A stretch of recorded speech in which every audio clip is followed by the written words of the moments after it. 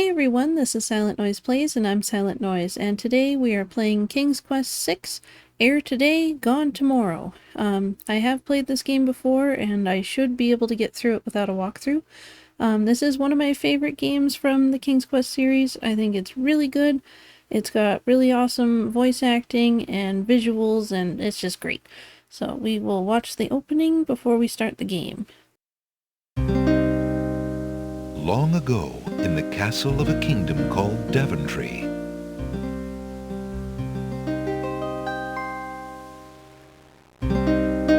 Alexander, here you are. Oh, you're still not thinking about Cosima, are you? I suppose I am. Son, it's been months. You've got to pull yourself together. After all, you only met her that once. I know. Have you discovered anything about the land of the Green Isles? No. No one's even heard of it. It's like she's just vanished. I wish I could help. Please try to think about something else, dear. I'll try, Mother.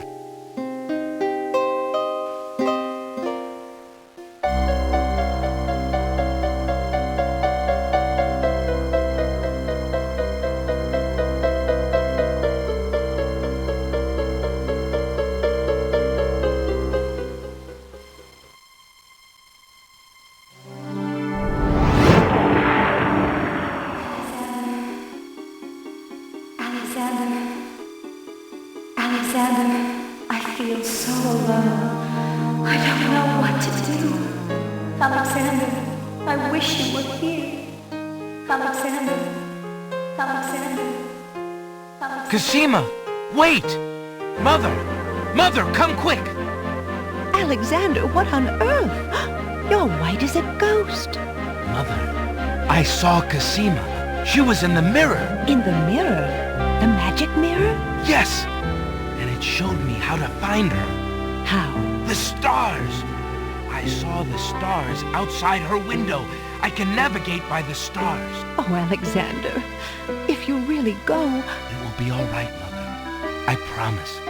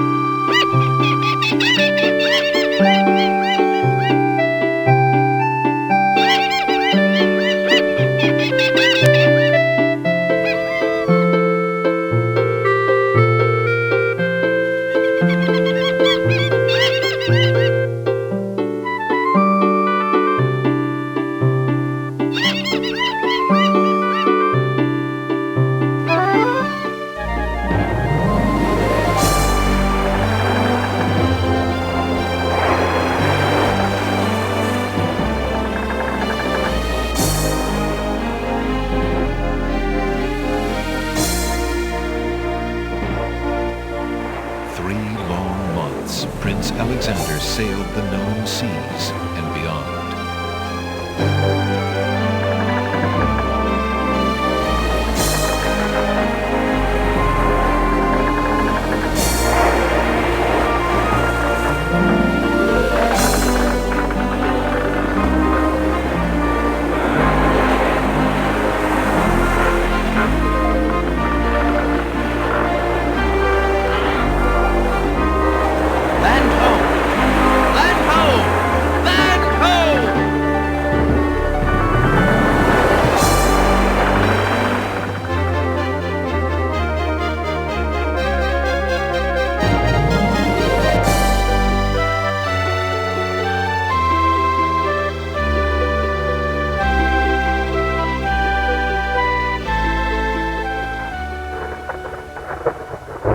As the ship nears the shore, day turns to night and the sea turns violent.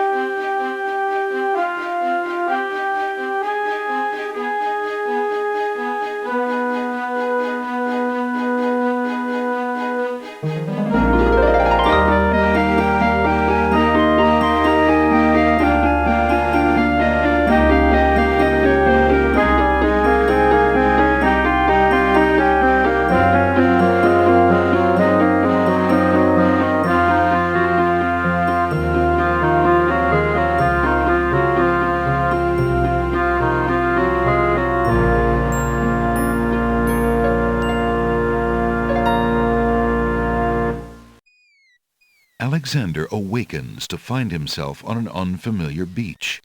For a moment, he is too dazed to remember how he got here. Then he does remember. The shipwreck, the sea. Just as he had seen his men safely into the lifeboats, a gigantic wave picked him up and tossed him overboard into the churning sea. That was the last he'd seen of his crew. Debris from the shipwreck is scattered along the shore, but of the lifeboats and his men, there is thankfully no trace. He can only hope and pray that the lifeboats survived the currents, and that his men made their way safely back to Daventry.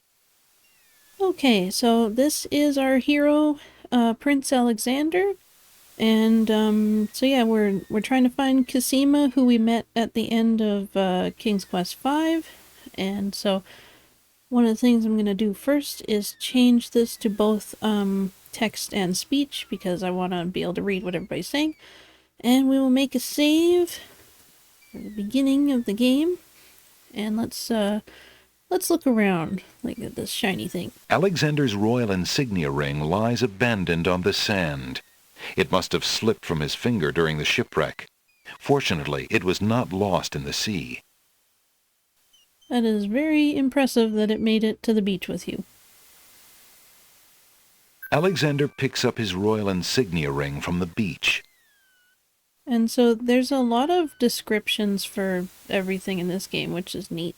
Alexander's ring is made of the purest gold and has the insignia of the royal family of Daventry on its face. Okay.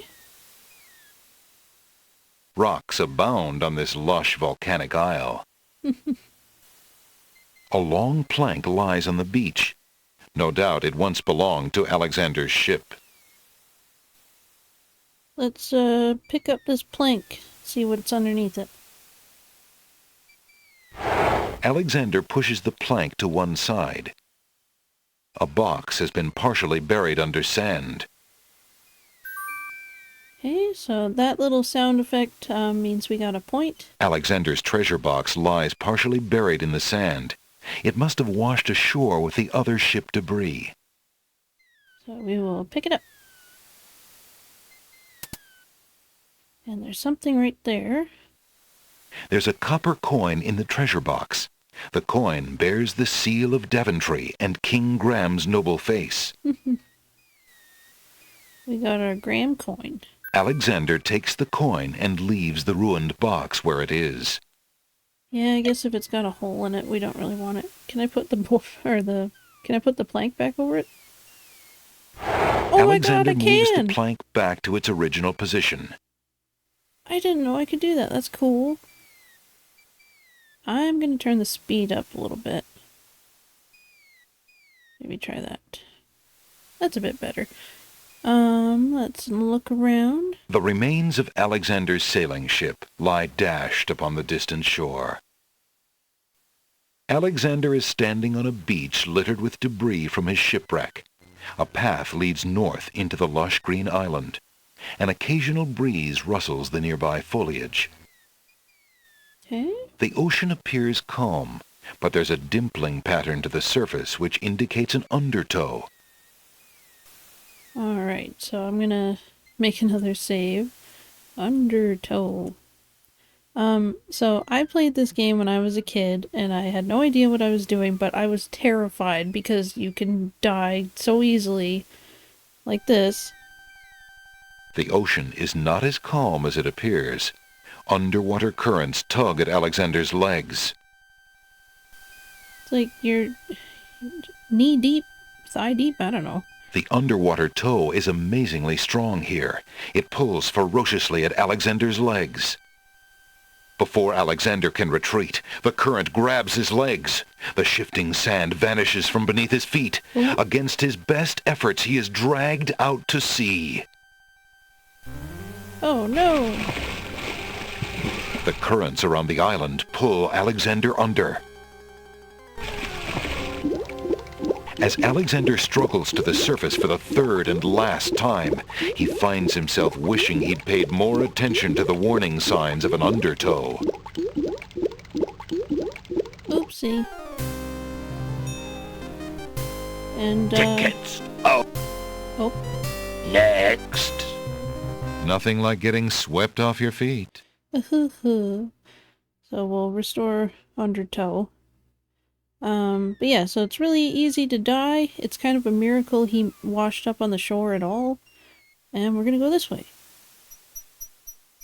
Okay, and we'll look around. A grand old tree stretches its luxurious limbs out over the crossroads. In the distance, a majestic castle shines in the sun. If I'm remembering correctly, I think the voice of the narrator is also, like G.I. Joe, I think. And the voice of Alexander, oh geez, Robbie Benson, I think, and he's the voice of the Beast in Beauty and the Beast. Rocks abound on this lush volcanic isle. All those rocks are abounding again. Rocks abound. Okay, maybe we'll look at the town. To the left, a small village seems to invite the weary traveler. The path splits here, forming a crossroads. One branch heads northeast towards a distant castle, and one leads northwest into a small village. So I think we'll go to the castle first because, he's on a mission to find Cosima, and she's a princess, so she should be at the castle. Hopefully. Unless she moved. Two guards take their stance in front of the castle doors. They look quite fierce and have the stiff, blank expression of soldiers on formal duty. Duty. Okay, let's talk to the doggies. Alexander politely addresses the odd-looking guards at the castle doors, hoping to learn more about his predicament. Good day to you, guards. I was cast upon this island in a storm, and I'm a little confused about my location. Could you tell me what place this is and who lives in this castle? Hey, what is that you say? A castaway? A likely story. We haven't had any foreigners in this part since Alhazred arrived. Don't be so rude, Gruff. He's not asking for any secrets. You're standing on the Isle of the Crown, lad, and this is the Castle of the Crown. The royal family resides here. Rather, what's left of the royal family. The Isle of the Crown. But tell me, am I anywhere near the land of the Green Isles? This is the land of the Green Isles. The Isle of the Crown is the main island, foolish boy. Then Princess Cosima must live in this very castle. Aye, the princess is indeed our treasured jewel to guard, and we consider it an honor. Okay, so we have to prove that we're a big shot. Look at our ring. Alexander decides to show his royal insignia ring to the Castle of the Crown guards. With all of his papers lost in the shipwreck, it is the only possible calling card he can think of. Good day. I'm Prince Alexander of Daventry. I'm an acquaintance of Princess Cosima. If you could just inform her that I'm here, please. So everyone says. Let me just look at that ring. What does it say, Gruff? Kingdom of Daventry, Prince Alexander. Wait here while I go see what Captain Saladin thinks of this. Captain Saladin is super cool.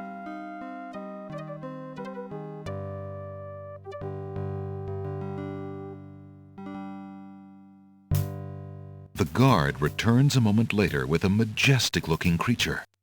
Captain Saladin speaks with a voice that is gentle, but reflects a will of iron. Prince Alexander of Daventry, I presume. I'm afraid I'm unfamiliar with your country, but I'm sure Wazir Alhazred will want to meet you, if indeed you are a friend of the princess. Please follow me.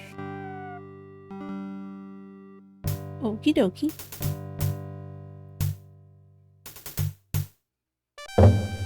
He close it with his foot. Lord Alhazred, a visitor to see you. Prince Alexander of Daventry. What is it that you seek, Prince Alexander? Pardon the intrusion, my lord. but I came to see Princess Cassima. Some months ago, my father, King Graham, saved my family and I from imprisonment under an evil wizard named Mordak. The same wizard that kidnapped the princess? Exactly. When my father rescued us, he also liberated Cassima and sent her home. Then your father has my gratitude, and that of the entire kingdom. But I'm afraid I still fail to see the purpose of your visit. Well, I came to make sure that Cassima arrived safely and to pay my respects. Before we parted, she gave me an invitation to visit. I have no doubt she did exactly that at the time, Prince Alexander. However, things have greatly changed for Cassima since her ordeal in Mordak's castle. Cassima's parents both became ill and died while she was gone. Cassima is sequestered in mourning for them as befits a princess. She is not receiving visitors of any kind. Even if she were, I do not think your visit would be appropriate. You see, it is time for Cassima to take her responsibilities seriously. With her parents gone, she no longer has the luxury to be a carefree maiden. As was her parents' wish, Cassima and I are to be wed. We shall rule the kingdom together. I assure you, our marriage is all Cassima wants now.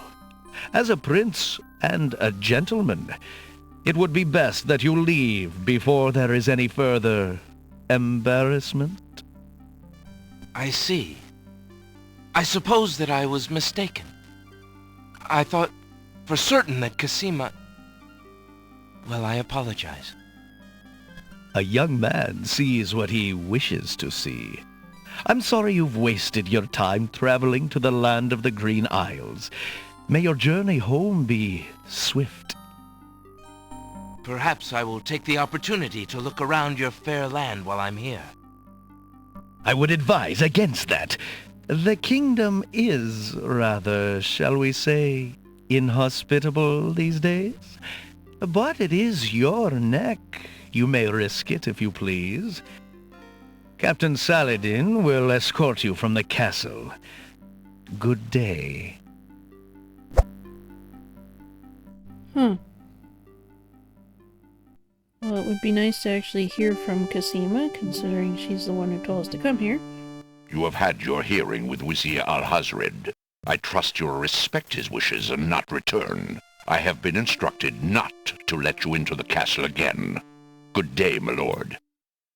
Captain Saladin whispers something to the guard dogs at the castle gate, and they nod with understanding.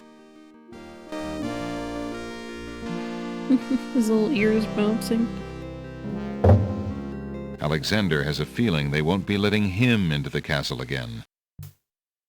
And so if you recognized his voice, the voice of Captain Saladin is Tony J, who also voices Frollo in The Hunchback of Notre Dame. So that's pretty cool. He was also in Golden Girls. He's probably been in lots of stuff, but I remember seeing him in that. So we'll look around here. The bushes near the side wall of the castle have been left natural and unsculptured. Vines have begun to climb the castle's stucco walls. The side of the castle is one big blank wall. The path turns into dirt here and continues along the side of the castle. Are these rocks abound? Rocks abound. The bushes near the side wall. Okay. Alexander is standing next to the side wall of a castle. Unlike the well-guarded castle entrance, this area is deserted. Perhaps the guards are confident that the wall itself is impregnable enough to stop any would-be intruders. It's too bad we don't have, like a really tall ladder. That would be helpful. Alright.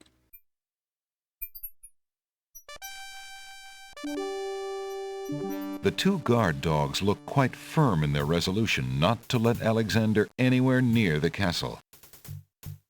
Formal hedges and bushes provide dramatic landscaping for the castle. I don't know if this bush is that dramatic, but it's okay. There's a little hut just off the path. Perhaps the guard dogs have an occasional use for it, but it looks empty now. I feel like that's where they would, like, take their breaks or something to get out of the sun for a little bit. Anyways, we'll be back. He told us to not explore, but, I mean, it's an adventure game. Of course we're gonna explore. Starting with the town. Alright. The sign says pawn shop. The sign above the door says Ali's Books. An old beggar is peddling his wares in the village. He offers a variety of lamps, all neatly lined up on a long pole. The peddler's pole provides convenient transportation of the lamp seller's wares. There are 6 new lamps on the pole. Old lamps for new! Old lamps for new! Okay, let's talk to this guy. Good day, peddler. Good day, sir. If you would like to get one of my fine new lamps, I'll need an old lamp in trade. Isn't it a rather bad business? Taking old lamps and giving new lamps in exchange? There's always a chance that I'll find a genie. If I had a genie, I'd be richer than a king. Besides, there's always a roaring business in antique luminaries. So he kind of defeated the purpose of his whole thing, because if I find a lamp now, why wouldn't I rub it first to see if there's a genie in it? Oh well. Let's go into the pawn shop.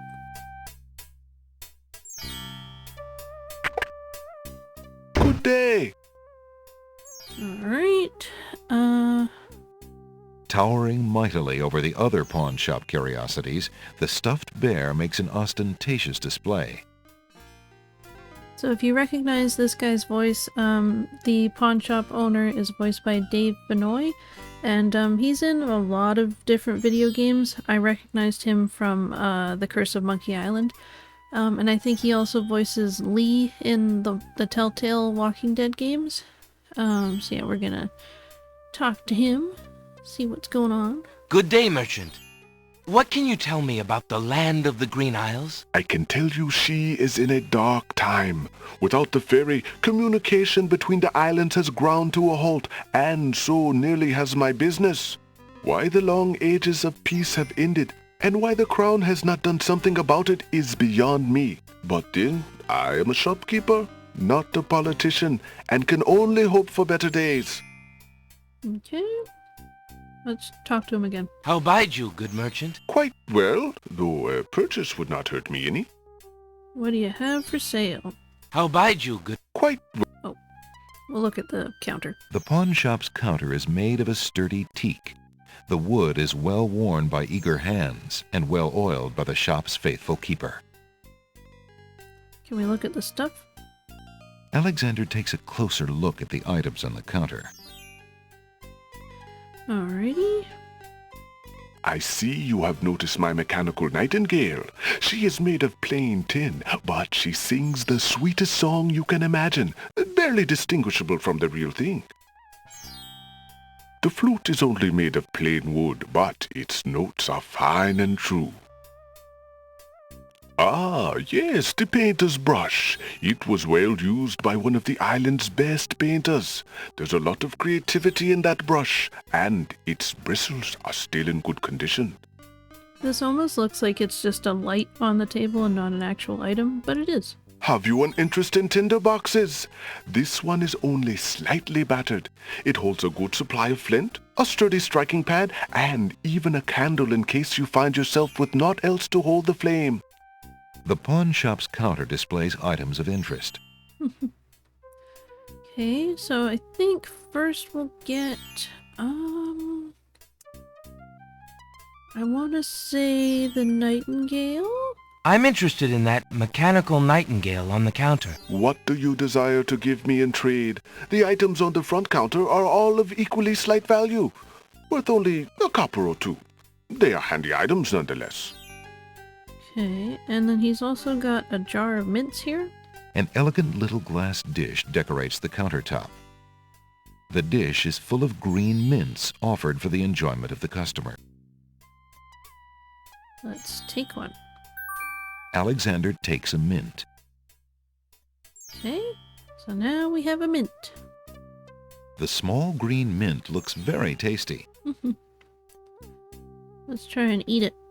Maybe I'll save first. Eating a mint.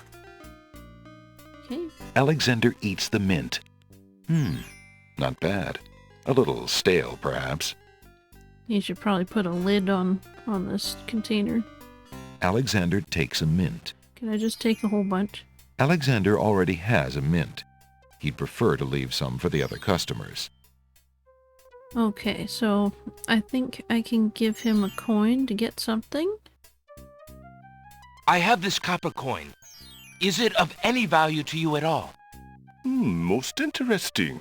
I have never seen a Daventry coin before, but it is copper genuine enough. I might even find a buyer who is interested in foreign currency. The items on the front counter are the only things in the store that I can let go for the price of 1 copper. You may make your choice from there. Alexander looks at the items on the counter to make his selection. So I think I'm gonna take the nightingale. That mechanical nightingale looks intriguing. I believe I'll take it. Very well. Your coin is well spent. Remember, this is a pawn shop. I am always willing to take back my own goods in trade. I'll remember. Thank you. Okay, let's look at it. The mechanical nightingale is made of tin, painted dreary shades of brown to match the coloring of a real nightingale. A small key emerges from its back. Let's use it. The mechanical nightingale's hard tin body doesn't feel anything like a real bird's soft feathers. Well, I mean, of course. Alexander winds the mechanical nightingale and listens to its sweet, sunny tune.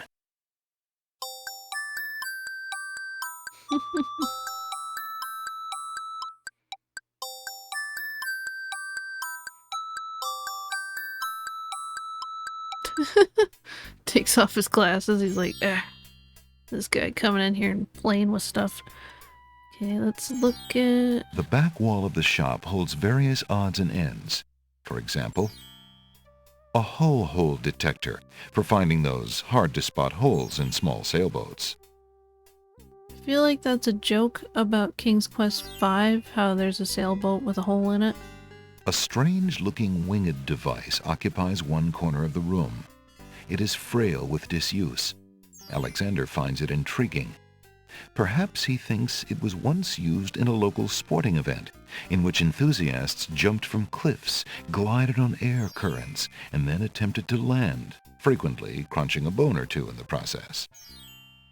Alexander shudders at the thought and decides to stick to dragon slaying. It kind of makes me think of Lalotte's goons in King's Quest IV. Maybe that's what they were wearing. They didn't actually have wings. Look around. A worn leather wineskin is suspended from the ceiling. An old suit of armor stands in the pawn shop. It looks like a vigilant guard against thieves and carpet salesmen, even though it is headless. A small red drum beats no more on the shelves of the pawn shop. The land of the Green Isles must have at least one inhabitant with interest in the mystical, for a crystal ball has been traded in along with the more common household goods.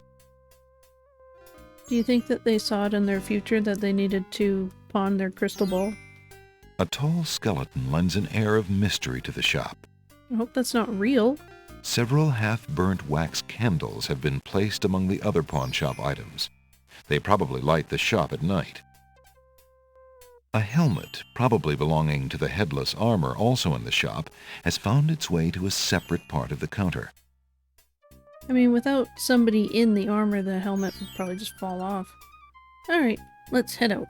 Or can we The stuffed bear probably has stuffed fleas. Alexander decides to keep his distance. Stuffed fleas? Like, it's already dead. Towering mightily over the other The world-famous talking bear has been sulking ever since his abduction from a small mountain community in California. He refuses to discuss real estate. Alright.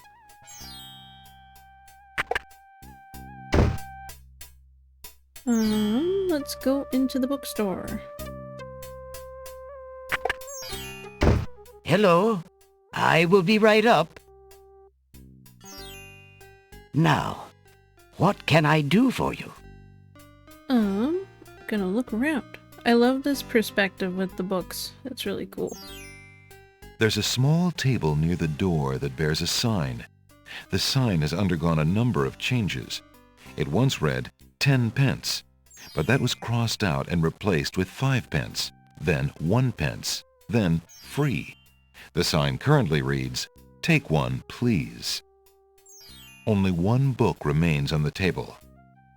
It looks like the bookshop owner really wants to get rid of that book. But it's cursed. Alexander picks up That's the not book cursed. from the small table. Oh, yes, please, take that book. You have my most humble thanks for doing so, good sir. Really? Thanks. So the bookshop owner is voiced by Don Messick, and he was a voice actor for a lot of older cartoons. One of them was Scooby-Doo, and he voiced Bam Bam from the Flintstones. So that's pretty cool. Let's look at this guy over here. An old man occasionally steals sidelong glances at Alexander from under a concealing hood. Can we talk to him? Good day, sir. The mysterious old man just ignores Alexander. Can I touch him? For some inexplicable reason, Alexander feels compelled to avoid this hooded old man. Okay. A small fire burns in the fireplace despite the warmth of the day outside. Perhaps the bookshop owner simply finds it comforting. Yeah.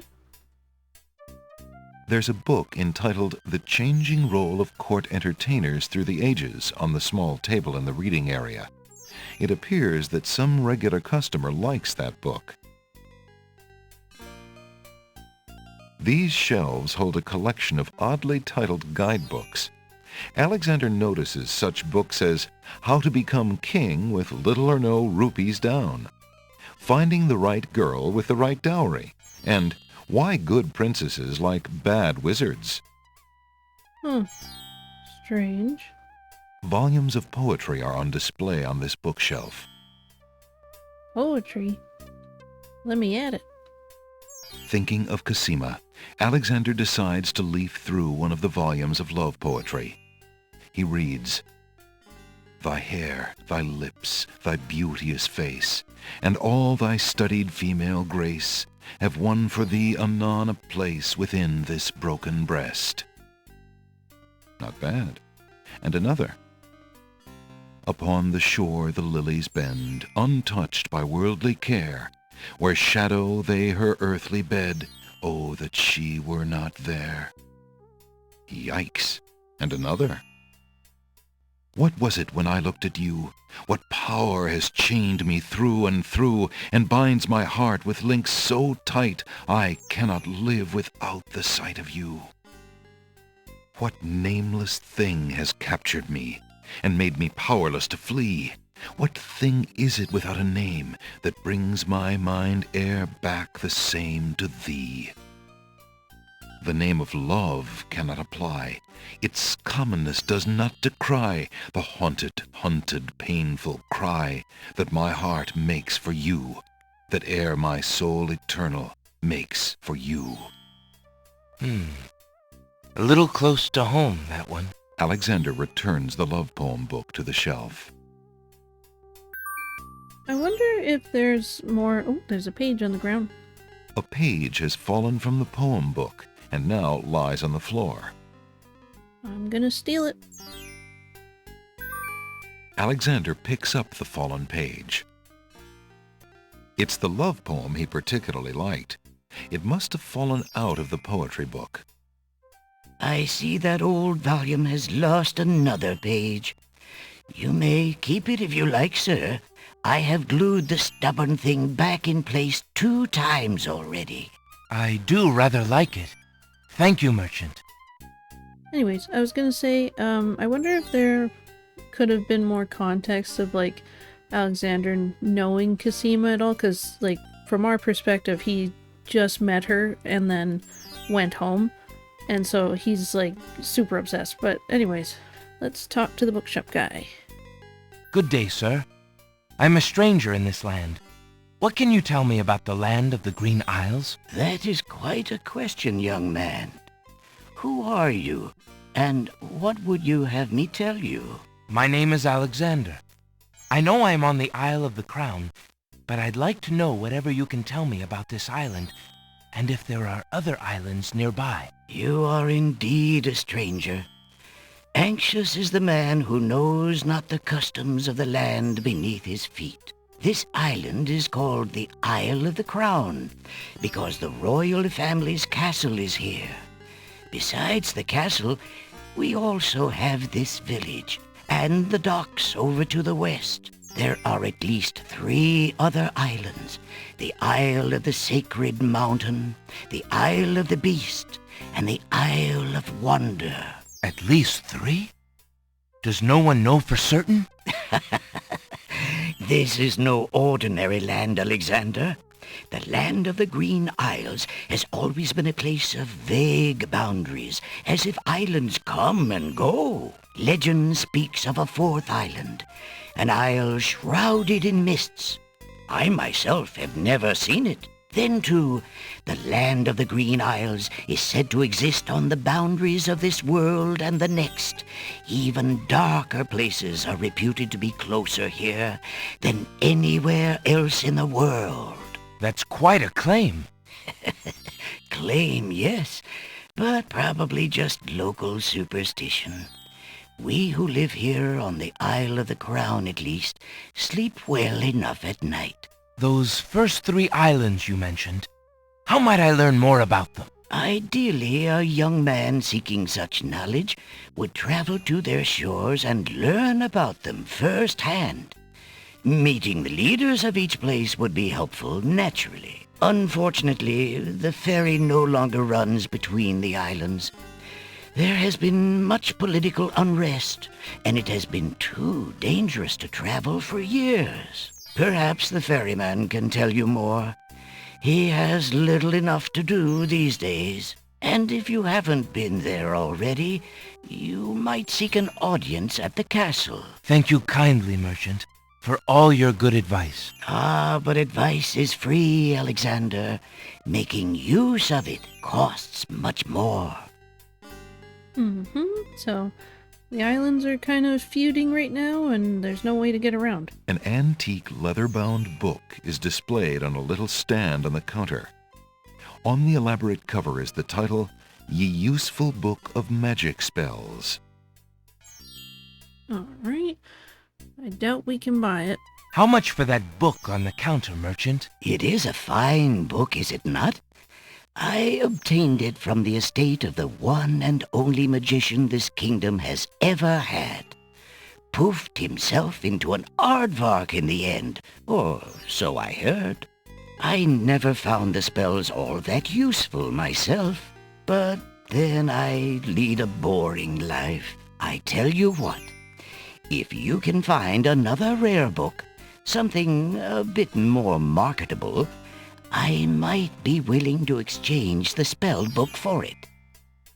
Alright, but I doubt he would take back his free book. Might I return this? No. Please, I had a hard enough time getting rid of that book in the first place. Let's see what's so crazy about it. Alexander is carrying a book from the bargain table in the bookshop. Okay, let's use it on ourselves. Alexander opens the bargain book and reads a paragraph at random.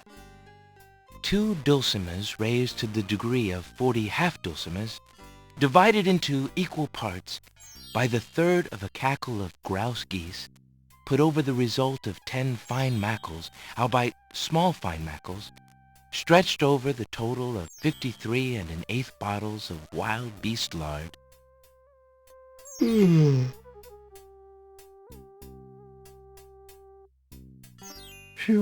what an incredibly boring book. No wonder the bookshop owner wanted to get rid of it so badly. I feel like that was like a book about math, but one of those like, if a train leaves the station at this time and a car leaves this place at this time, how long until the car runs out of gas? I don't know. So we also have the poem. Alexander has a love poem from a book in the bookshop. Alexander reads the love poem. What was it when I looked at you? What power has chained me through and through, and binds my heart with links so tight I cannot live without the sight of you? What nameless thing has captured me, and made me powerless to flee? What thing is it without a name that brings my mind ever back the same to thee? The name of love cannot apply. Its commonness does not decry the haunted, hunted, painful cry that my heart makes for you, that ever my soul eternal makes for you. I feel like being a poet in these times would be a pretty good business. Let's read the book here. Alexander rests his feet for a moment. Alexander picks up and leafs idly through a book called The Changing Role of Court Entertainers Through the Ages.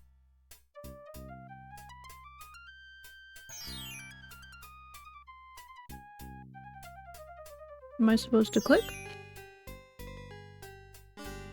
Well, that was refreshing. Okay, this guy still won't talk to us. Good day, sir. The mysterious old man just ignores Alexander. Fair enough. I'm not sure why I opened my inventory.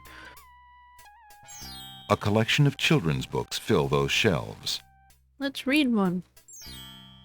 Alexander is a little old for those children's books. Yeah, but nostalgia maybe if he's read them before. A plaque bearing a merchant crest hangs over the doorway. The bookshop owner must be proud of his credentials. Alexander is standing in a cozy little shop. Books of every size and shape line the walls. A crackling fire in the fireplace completes the tranquil scene. Okay, so let's head out. Okay, I think I'll save my game here. Just went to bookshop. Alrighty. We still don't have any old lamps for new. So there's a lady. There's a young girl in the yard. The girl is dressed in a long, plain orange robe with a thick headdress.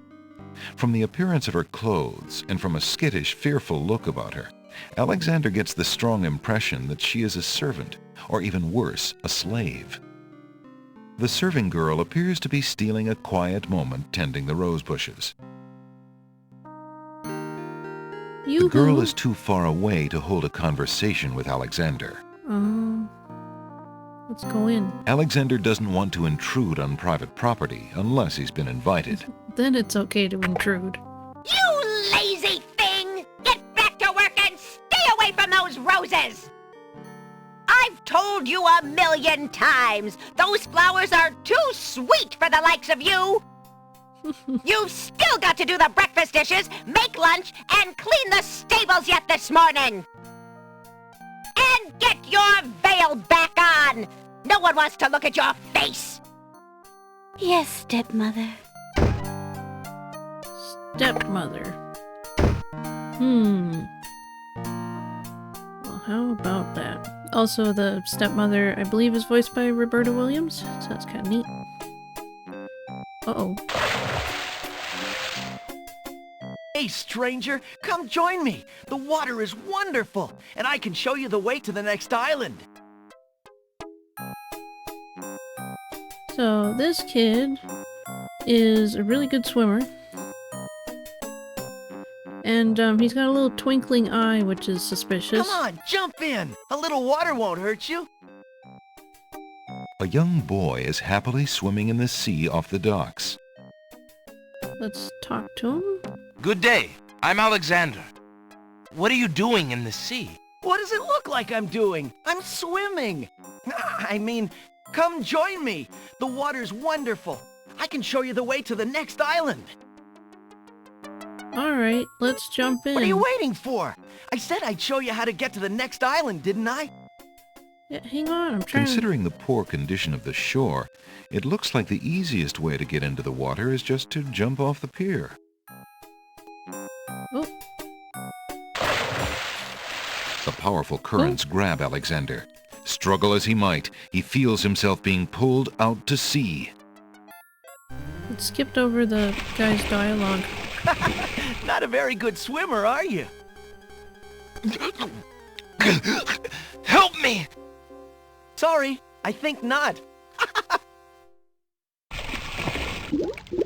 As his head submerges for the third time, Alexander finds himself pondering the wisdom of going out on a limb for a stranger.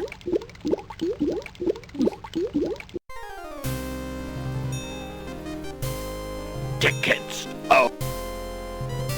Next. Alexander couldn't handle those currents. That boy must be an unbelievably strong swimmer. No kidding. Something weird about that kid. So, we will talk to him again? Good day. Or... What does it look? Come on. Whoops. Come join me, if you're brave enough. Come join me. No. What are you waiting for? I said I'd show you how to get to the next island, didn't I? No. Alexander does not give in to peer pressure. This actual peer pressure. That's strange. The young boy in the water just disappeared. Oh well, perhaps he just dove under the water. Hey, this can be called a peer, right? So, Alexander, peer pressure. It's funny. Alright, let's knock on the door.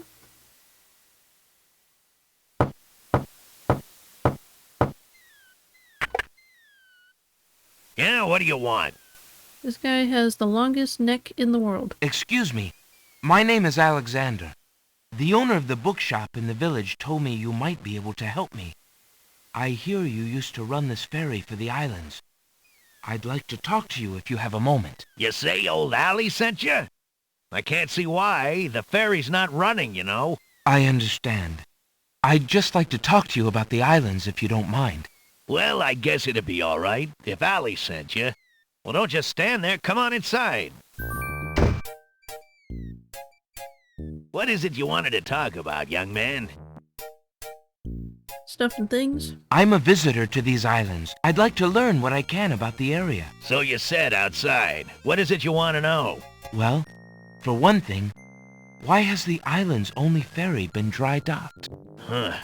It just ain't safe to sail these days. What with the islands feuding and all. Wazir Al-Hazred ordered the ferry closed till things settled down. Me, I don't think she'll ever see water again. But why are the islands feuding? You got me. Something about stolen property or some such thing. 'Tis a real shame. Things used to be so friendly. Then this unrest is recent. A few years is all, but it's been long enough. Perhaps if the ferry were repaired. This old thing? This ferry's been out of water so long she's no longer even seaworthy. Her boards have dry rot. She'd fall apart at the first taste of seawater. But there must be some way to get off this island. There's only one other way to travel that I know of. A magic map. The owner of the pawn shop can tell you more about that than I can, Alexander. Okay. I think I can show him my ring. Would you be interested in this ring? Will you marry me? I don't need charity. I won't take nothing from no man till I get back in business and can earn my own keep. Okay.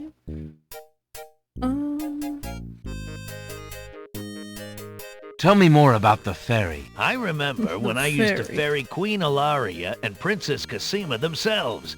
There was no thought of danger back then. They used to go visiting to care for the needy and to keep up the friendly relations between the islands. I remember their last trip.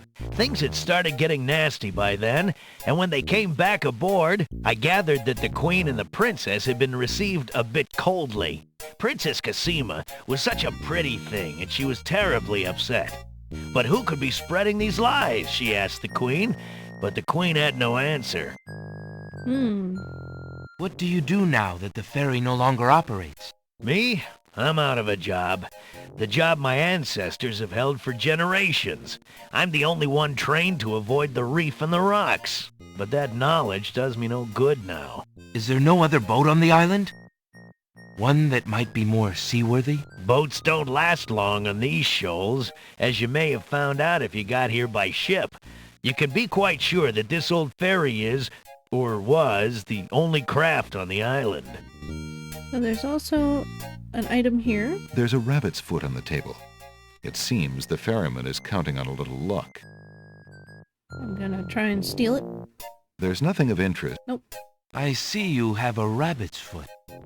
Has it brought you much luck? As you can see, my luck's been out for some time now, despite that old charm. Why don't you take it with you? Perhaps giving the darn thing away will bring me good fortune at last. Perhaps it will at that. Thank you. Tell me more about Princess Cassima. Ah, such a beautiful child, and so pure of heart. Why, a contrary thought has never crossed her mind. Her mother was the same. The king and queen, they served the islands, not the other way around. Always thinking about the people. Ah, they are sorely missed. So why was everybody mad at them? What else can you tell me about the land? Let's see. The Isle of Wonder's a lovely spot. A bit crazy, mind you. Gotta have a good sense of humor to enjoy a tour there. Okay. What else can you tell me about the land? The Isle of the Beast is pretty, but unfortunately, you can't get very far onto the island. What else can you tell me about the land? The inhabitants of the Isle of the Sacred Mountain are the most gorgeous creatures you'll ever see. If you ever get to see them, that is. What else can you tell me about the land? The Castle of the Crown sure is a beauty. She's the finest palace ever built, I'll warrant. What else can you tell me about the land? Some say that the land of the Green Isles is near the edge of the world, and that the deadly currents are a result of a magnetism that sucks life from this world to the next. Of course, that's just silly talk. I mean, it kind of did that to me What twice. else can you tell me about the land? Let's see. The Isle of Wonder's a lot. I think we've covered everything. Let's look at him. The ferryman is a disgruntled-looking man who is probably a lot younger than he appears. Despite his tired air, he watches Alexander patiently. The ferryman's bunk looks hard and uncomfortable. No wonder he can be so cranky. I mean, at least he can still have a house out of his boat. Several oil lamps are strategically placed around the boat's cabin to eliminate the island's dark nights. A cabinet with a dry sink lines one wall of the cabin. Alexander is sitting inside the ferry's cabin. The place displays the neatness of a seaman and the sparseness of a bachelor. There are few frills and comforts in the rough wooden environment, but the sunlight shines cheerily on the oaken beams, and the portholes admit a pleasant breeze. There's nothing on the table. It's kind of weird they don't have like a bigger beach. Alexander is sitting in... A black pot-bellied stove in the corner provides warmth from the cool tropical nights and a means for cooking. There's nothing on the table. Alright, well, I think we've heard enough. Well, I think I'll be going now. Thanks for allowing me into your home. Posh, not at all. It breaks the boredom, if you know what I mean. He's a pretty nice guy. Nice thing about this game is I don't think you have to click specifically, like, kind of in front of yourself to move around, except for, like, certain spots. Let's save my game. Talk to Sailor.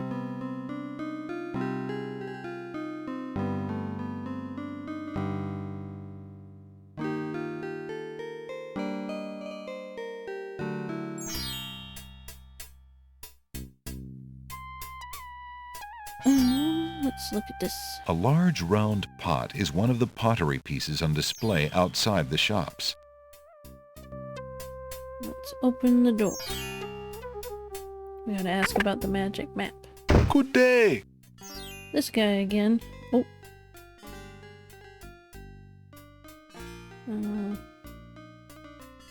Good day, sir. The old man just glares at Alexander and does not reply. Maybe he can't hear us. Excuse me, merchant, but the ferryman mentioned that you might have a magic map of the land of the Green Isles. Why, as a matter of fact, I do. I keep it under the counter. It's been gathering dust so long that I nearly forgot about it. It was quite a few years ago, you see. The estate of a wealthy wizard fell into my hands when he died. It was useless magical junk mostly, which reminds me, I've still got some things of his in the back that I need to dump out. Anyway, the magic map was the one true treasure in the lot. The wizard was quite old and feeble and had enchanted the map to aid in traveling. It is said that one need only desire to be on an island depicted on the map to find oneself there. It is a very valuable map, as you can imagine. Unfortunately, no one is interested in traveling these days. It is far too dangerous with the current state of the kingdom. What would you take for the map? I would normally want something magic in return, but since I am hardly overrun with prospective buyers, I would be willing to take anything of equal value in exchange. Okay, so we can offer our ring for the map. Would you be willing to take my family ring in exchange for the magic map? Daventry, are you a king then? Not yet. That's my father, King Graham. I'm just Alexander. Well, Prince Alex, she is a beautiful ring. Are you sure you can part with such a unique family heirloom? The ring does mean a lot to me. I didn't always have a family, you know. Still, it is only gold. There are more important things at stake now. Then you now own a magic map, Prince Alex. I will keep your ring out of sight for a few days. If you find anything else of great value in your travels, you can come back for your ring. I would hate to see it melted down for gold. Ah, and a warning about the map. It will only operate when you are out in the open and within sight of the sea. The limitation has something to do with the teleport spell ingredients. You might try the beach. Thank you. You are very kind, and I'll remember about the map. Suddenly, the old man in the concealing cloak sneaks past Alexander, and with a sneaky dart of his hand, steals a mint from the candy jar. Oh. The old man stuffs the mint into his mouth and wobbles unsteadily out of the pawn shop. There he goes. Seconds later in the castle... Master! I followed Prince Alexander as you wished. From the pawn shop owner, he just abstained, just reprieved. He just got a magic map. You fool! You've been eating those mints again. I ordered you to stop that! Yes, Master. Now, what is this about a magic map? With the map, Prince Alexander could travel anywhere as quickly as I can. I thought I took care of the only means of travel. By my scimitar, I can't have him stirring things up now. Get a hold of yourself and listen carefully, Shamir. Go to the other islands and tell them... So that was the Wazir's genie, who can somehow refuse to listen about not eating mints. I find that kind of weird. So here's the map. The magic map is made of thin leather and has lifelike drawings of the islands on its uneven surface. And we'll pretend like we didn't hear what he told us about being on the beach. Alexander remembers what the pawn shop owner said about only being able to use the map out in the open and within sight of the sea. He correctly guesses that the map will not work here. Yeah, I think that's, so you don't use the map to get out of a bunch of situations in the game. That'd be neat if you could use it like that, though. The rabbit's foot has long, soft fur. Okay. Let's, open the door. Lamp guy's gone, but I'm pretty sure he comes back later. Because, I mean, we haven't found a lamp yet, so he's gonna. Let's leave and come back. So, the pawn shop guy said he had to throw some stuff out, so he might do it now? There he goes. Let's have a look.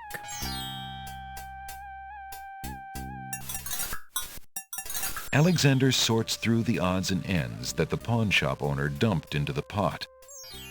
Magic exploding gum wrappers, a shattered crystal ball, a cracked wand, a fake thumb. Near the bottom, Alexander finds a little glass bottle labeled ink. It appears to be empty, but Alexander decides to take it anyway. You never know when a small bottle will come in handy. I feel like we really missed out on the crazy wizard that had a fake thumb of all things. He must have been a silly guy. So it's kind of hard to see, but there's a little bird up here. Well, now you can see him because he's moving. A nightingale perches on a high branch of the tree. She sings the most beautiful song Alexander has ever heard. So, let's show off our nightingale. Alexander winds the mechanical nightingale and places it on the ground.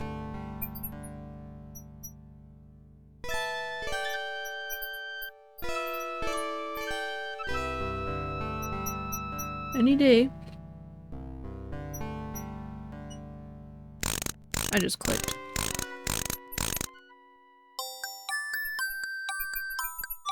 The mechanical nightingale sings a sweet, tinny tune. The real nightingale in the tree cocks her head and listens intently. Look at the feet on the little nightingale. The nightingale flies to a lower branch and looks at Alexander curiously, as if she were deciding that this human might not be so bad.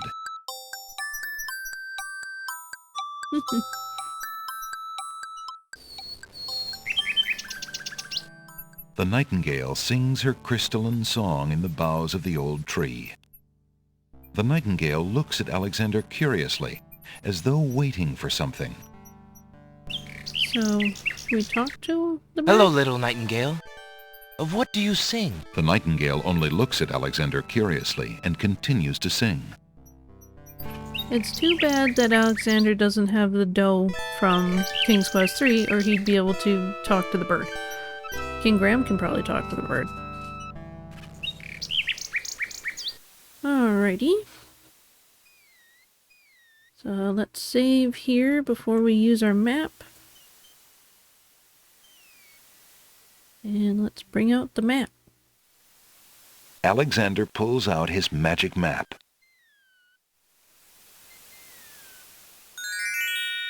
Alright. So there are 4 places we can go to, but we are currently on this island, so I guess technically 3 places we can go to.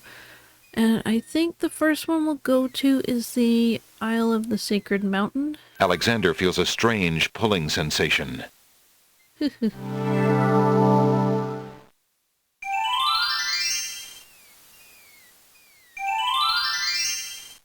Alright. And so there's a feather and a flower. Alexander notices an unusually large coal-black feather lying on the beach. I'm gonna take it. Alexander takes the feather. Okay. There's an ugly flower growing near the base of the cliff. Damn flower, you ugly.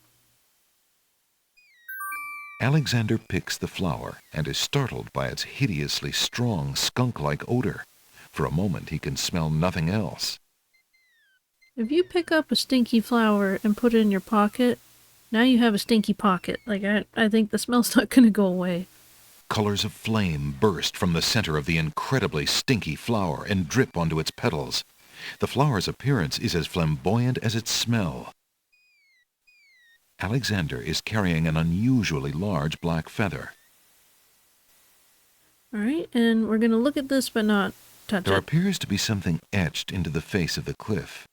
Alexander decides to get closer.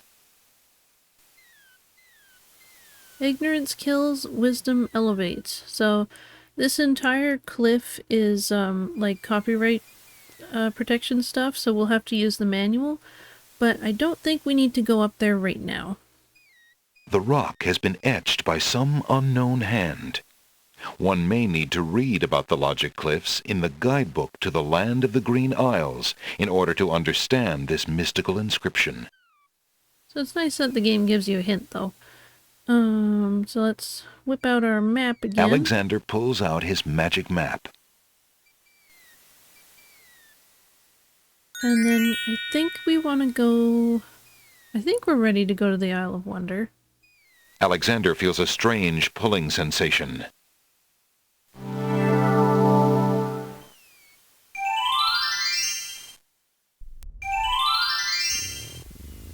Okay. So we'll save here. Isle of Wonder. And so there's a thing out in the water, but it's too far right now. A string of letters floats in the water. The letters spell out, "Where are you going?" Alexander's heard of alphabet soup, but this is ridiculous. One of the oysters is sitting up in bed and doesn't look very happy. He seems to be the only one who can't sleep. In the oyster's mouth, Alexander can see a glint of white. So it's an oyster bed. Puns abound on this silly isle. So we're gonna talk to the oyster and see what's up. Oh wait, there it goes. Maybe we can grab it now. Alexander wades into the sea to get the strange object in the water. Don't wade too far. The ocean currents No. tug at Alexander's legs. That object is just a bit out of reach. Give up. Never mind. Go back. Okay, we will talk to the oyster. Why aren't you asleep like the other oysters? Oh, I'm so weary, but I can't sleep. I have a terrible ache in my mouth. So I think he's got a pearl in his mouth. One of the oysters is sitting up in bed and doesn't look very happy. He seems to be the only one who can't sleep. In the oyster's mouth, Alexander can see a glint of white. So we can try and help put the oyster to sleep by reading him a really boring book. If you're having trouble sleeping, perhaps you'd like me to read to you. Hey, that would be great. 2 dulcimers raised to the degree of 40 half-dulcimers, divided into equal parts by the third of a cackle of grouse geese, put over the result of 10 fine mackles, albeit small fine mackles, stretched over the total of 53 1/8 bottles of wild beast lard. So we gotta grab Alexander that pearl. makes a grab for the pearl. Yoink. Hey, you fixed my mouth. It feels great. Ah, the little oyster drifts into peaceful slumber with the rest of his oyster friends. So just, oh, there's the thing. Do the oysters come with the beds, or are the beds already there? Alexander picks up the object floating in the water. It appears to be a string of letters. They say, "Where are you going?" Alexander decides to keep the odd sentence, even though it is incomplete. Okay, I'm gonna save. Got sentence. Save. Let's see. I feel like we might be ready, but I can't remember, so we'll just give it a shot and see if we have all the stuff we need. Alexander hears someone coming. Uh-oh.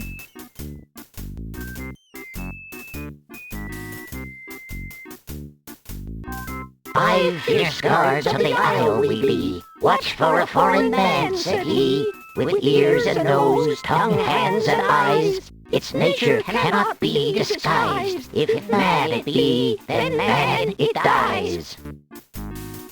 So these are the gnomes of the Isle of Wonder. I think they're gnomes. And they have to investigate because somebody told them that a guy was coming and they think I'm dangerous. So let's...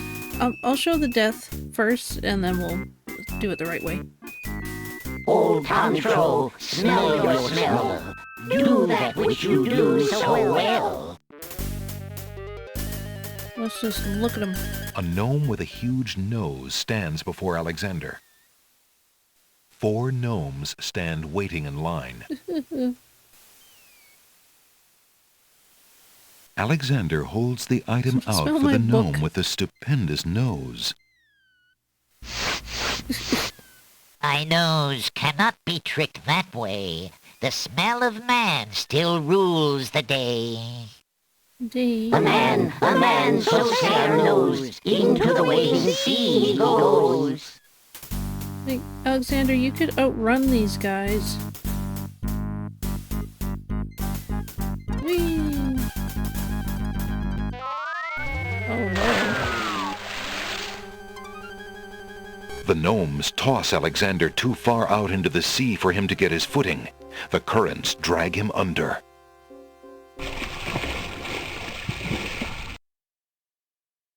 Oops.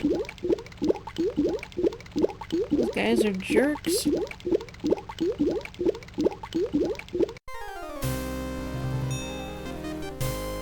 Tickets. Oh. Next. Guess those gnomes couldn't reach a consensus. Okay, I wish this guy over here could finish his sentence. Okay, got sentence.